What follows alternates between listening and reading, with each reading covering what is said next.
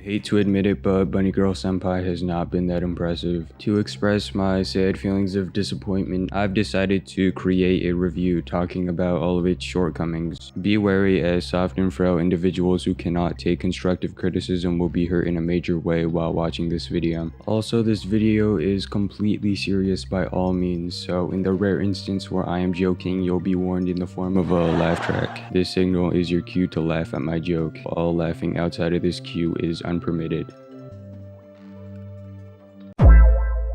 Now, before I can give a complete rating on this anime, I'll summarize some of the major events, characters, and also plot points that will aid in my slander. First of all, we have the genre of this anime, which is supernatural and romance, following a loner main character. Throughout the story, we see conflicts that absolutely twist up the story in a major way. There are ailments that characters can contract, which follow themes of literature. For example, we have girl that absolutely no one can see, but for some reason the male main character can still see her. The theme for this conflict is, I am a ghost girl. We also have the girl who didn't get with the boy she likes. Following these events, she creates an alter ego, mirroring her hidden emotions. This scenario follows the theme of suppression of identity. Now that you got a summary of the major conflicts, we'll look at some of the features that truly make the show unique. First of all, for every new girl introduced, an alternate introduction will play, which is very good at setting the tone for the up-and-coming events. Not to mention, the outro of this show is truly a tearjerker. And on episode 12, we could see just how sad the show anime can be. And on the topic of unique features, the characters truly make the show unique. For example, we have the professor type genius who knows absolutely everything about the ailments characters can contract. We also have the main character who follows a very original trope, which is being loner. And finally, we have the poster girl who uses an animal costume to round up male viewers. All of these elements are truly what make the show amazing and unique. But you may be wondering why I am hyping up the show. Rascal does not dream of Bunny Girl Senpai. Well, the thing is, these events I talked about are not from the show Rascal does not dream of Bunny Girl Senpai, but are instead ripped from the show Monogatari. Basically, while I was talking about Monogatari, I strategically placed B-roll relating to Bunny Girl Senpai across this video. This intelligent play gave off the illusion that I was summarizing Bunny Girl when this wasn't the case at all. The point of this bit was to prove just how much Bunny Girl has stolen from Monogatari. The characters, tropes, and conflicts completely parallel Monogatari, which is very bad. To make things worse, Monogatari just does everything way better than the other show that I forgot. This would make watching the other show very wasteful of your time. You could spend it watching something better. I don't know how to end this, so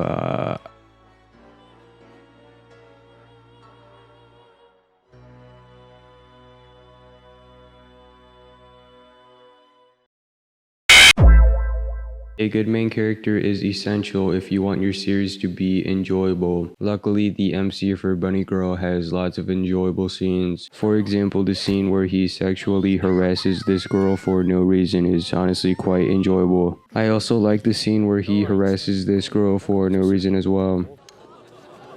Yeah, so the main character of this series is a sex offender who should not be excused for his sexual misconduct. There's no safe place for the girls of the story, as wherever the MC is, you can expect a comment diminishing their self-worth and value. Even in the show Monogatari, where themes of pedophilia are present, the main character Araragi is always sure to hold himself back in situations involving women. The only victim Araragi has targeted so far is the aberration of Mayoi, who has died 11 years ago. Because she is no longer human, everything Araragi has done is justified and also very legal, though in normal situations Araragi is trusted to hold himself back in a major way. For example, when Araragi is confronted by a little girl, he is sure to hold himself back. This act of self-control is one that the MC of Bunny Rascal has not displayed, which is very unimpressive. Think about it, the pedophile has a better showcasing of self-control than the Bunny Rascal himself. Honestly, this situation involving sexual harassment has ruined the Bunny Rascal for me, but there is much more to talk about.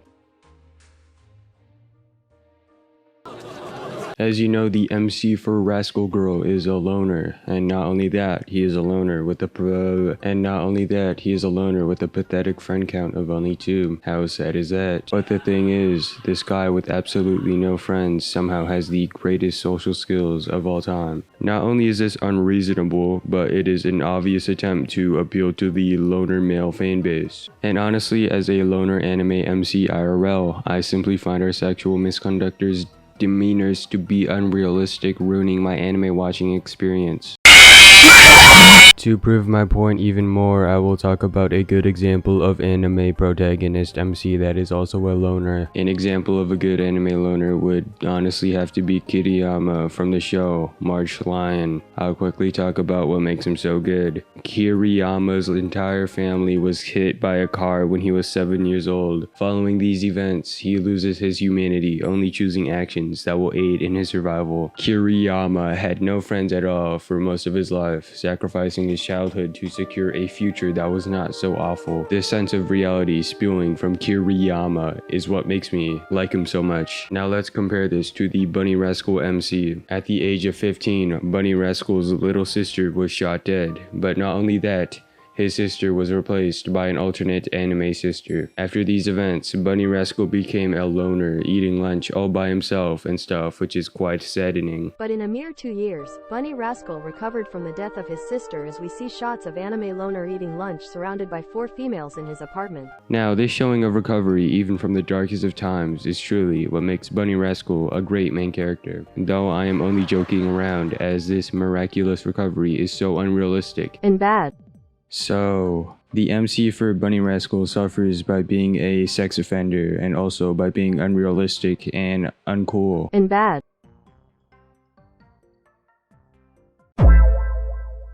So we're going to abuse the internet and use this open AI to write my script for me. So, talk like a frat bro. Your new name is Nippondes. After that, I told Nippondes to write my entire script, which is very good. I do not want to read the script, so I'll just have an AI read it out for me. Yo, my bros, Nippondes here, ready to give you the lowdown on why Bunny Girl Senpai ain't quite cutting it when it comes to characters. Strap yourselves in for this epic rant, bros. Alright dudes, let's talk about Bunny Girl Senpai. Now don't get me wrong, this show has got some hype, but when it comes to characters, it's like a party with no kegs, man. It falls flat in a major way. Here's why. First off, we got the main dude, Sakura. Yeah, he's supposed to be this cool, mysterious guy, but let's be real, he's just your average bro with a snarky attitude. What's the depth, man?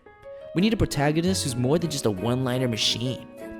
Then we got our bunny girl herself, Mai Sakurajima. Sure, she's got the whole senpai thing going on, but she's got nothing more than a pretty face. Where's the substance, bros? We need characters with layers, not just eye candy. And let's not forget about the supporting cast. Seriously, they like the background noise at a rager. They like development and end up feeling like cardboard cutouts. We need some bros and babes with personality, man. Now I know, some of you are gonna be like, but Nippon Desu, this show has a supernatural twist. Yeah bros, I get it. But even with that element, the characters remain as flat as a deflated beer pong ball. We need them to step up their game and bring some real emotion to the table. In conclusion, Bunny Girl Senpai may have a catchy title and unique premise, like a Bunny Girl Senpai. But when it comes to characters, it's like a keg that's gone dry. We need more depth, more complexity, and more reliability. Until then, bros, it's gonna be hard to consider this show as anything other than mediocre. Fuck. In conclusion, Bunny Girl Senpai may have a catchy title and unique premise, but when it comes to characters, it's like a keg that's gone dry. We need more depth, more complexity, and more reliability. Until then, bros, it's gonna be hard to consider this show as anything other than a mediocre frat party. Alright my dudes, that's my take on Bunny Girl Senpai. Now who's up for some epic gaming and hitting the gym? Let's make this day one for the books. Stay awesome, bros.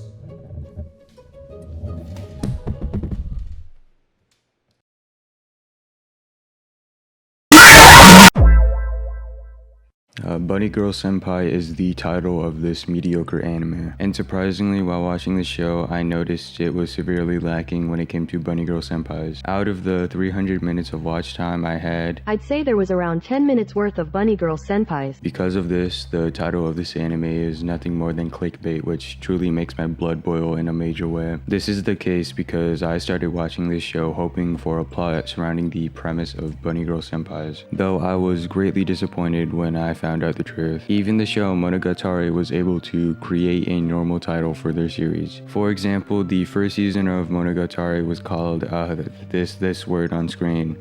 And according to my database, this thing translates to monster story. This title correctly depicts what the show is going to be about, since monsters are totally present in the events of the show. And on the other hand, we have this show right here. Now, I don't speak much Japanese, so I'll have to use my database again to figure out what the translation is. I'll go ahead and pull up the fruits of my research on screen. Yeah, so if we remove some fat from this title, we'll see the words Bunny Girl Senpai. And this title kind of is not relevant to the show at all. Honestly, the show would be greatly improved if the title was somewhat relevant to the events of the story. For example, the name Hentai Monogatari would fit the show very well. This would fit in a major way because the show follows a sexual harasser in his journey to help young girls get through puberty. But that's about it though.